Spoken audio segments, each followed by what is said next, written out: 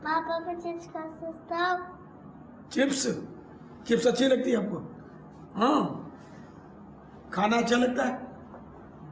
खाना कहाँ खाते हो? हमने देखा खाना तो कम खाते हैं जी। राइस खाता हूँ। राइस खाते हैं, अच्छा। और रोटी रोटी खाते हैं? कम खाते हैं ना। चिप्स चिप्स है ना, इससे फिर चिप्स खाने से फिर भूख नहीं लगती ना खाना। तो अब चिप्स नहीं खाएं तो अच्छा है, इतना गुड नहीं होते, अच्छे नहीं होते।